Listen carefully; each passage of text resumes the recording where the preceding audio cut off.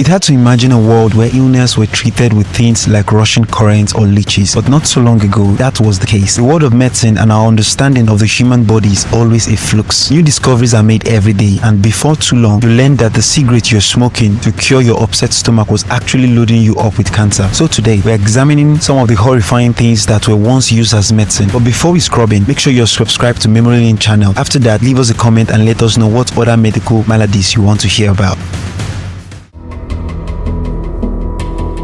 Few ancient procedures are as alarming as trepanation, the practice of drilling or scraping holes into the skull to treat head injuries or mental illness. Evidence of trepanning has been found in prehistoric skulls, and the procedure was surprisingly common throughout ancient Europe and the Americas, performed without anesthesia because it wouldn't be old-timely medicine without unmedicated skull drilling. Many patients survived the ordeal, and some even recovered. Trepanation persisted for centuries as doctors sought to cure headaches, epilepsy, and other ailments through this gory form of ventilation.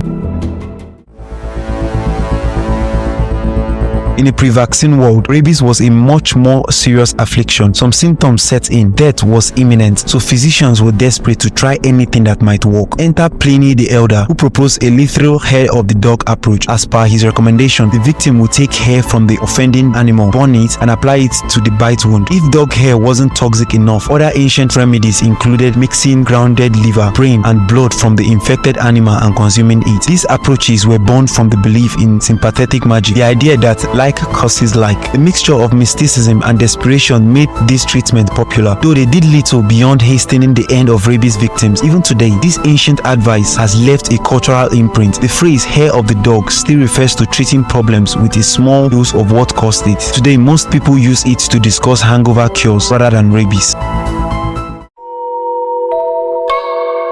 In the 19th century, tuberculosis was nearly as feared as the plague. The one treatment involved injecting milk directly into the veins. Doctors believed the milk, a symbol of purity and nourishment, could invigorate the bloodstream, essentially feeding patients back to health from the inside out. Unsurprisingly, milk transfusion often caused patients to go into shock. For some patients, the milk acted as a lethal foreign agent, causing severe infections or death within hours. The practice was thankfully abandoned as soon as blood transfusion science improved, so they never got to experiment with ice cream.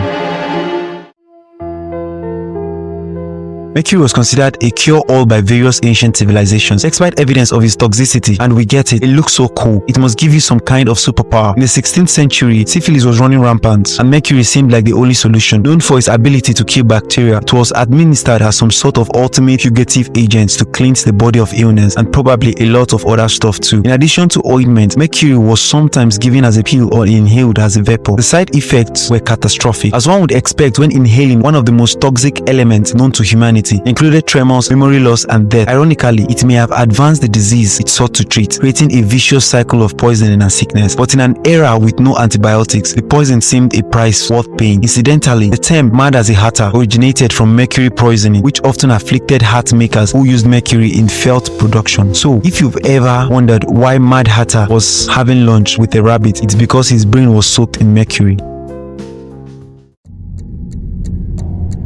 In one of the most ironic medical cures in history, malaria was injected into syphilis patients to induce a fever. The idea was that the fever would kill the bacteria causing syphilis, and the malaria could be treated afterwards with quinine. Austrian doctor Julius Wagner-Jariek even won a Nobel Prize for this idea, kind of like when Crash won Best Picture. Despite being an extreme example for the cure being worse than the disease, it worked just well enough to be celebrated as a major advance at the time. Today we have penicillin, rendering this fever treatment an unfortunate relic. When heroin was first produced in the 19th century, it was marketed as a non-addictive alternative to morphine. Doctors even prescribed it as a cough suppressant for children, and in fairness, it would suppress that cough. Like many opiates, heroin was extremely effective at calming down children, though the side effects were poorly understood. It wasn't until years later that the addictive potential of heroin became apparent, leading to a swift reversal in its medical reputation. Heroin's rise and fall as a medical product is a stark reminder of how often medicine swings from wonder drug to menace within a generation. The practice of bloodletting spanned thousands of years, from ancient Egypt to modern Europe. Doctors applied leeches or made incisions to drain excess blood and restore health. The goal-friendly practice was believed to restore balance to the body's four humors: blood, ligam, black bile, and yellow bile, like your body's internal Voltron lions. Over time, bloodletting became the ultimate cure-all, used for fevers, headaches, and even mental disorders. Although the practice persisted well into the 19th century, it eventually faded as doctors realized draining a patient of life-giving blood was, in most cases, a terrible idea. The concept of pain relief through decomposing marine life was popularized in 19th century Australia. Arthritic patients were urged to crawl inside the hallowed body of a whale and remain there for several days. The decomposing whale flesh was believed to emit gases that relieved pain joints. As gruesome as it sounds, people were willing to try anything to alleviate chronic pain, which made the pungent whale spa seem worth a shot. Some patients reported temporal relief, though it was likely due to the heat rather than any magical properties of the decaying flesh. This particular cure is a testament to the creative, if not morbid, lengths people were willing to explore when faced with chronic illness and little relief. A bad enough toothache will make you start to wonder whether the dead whale can do anything for you.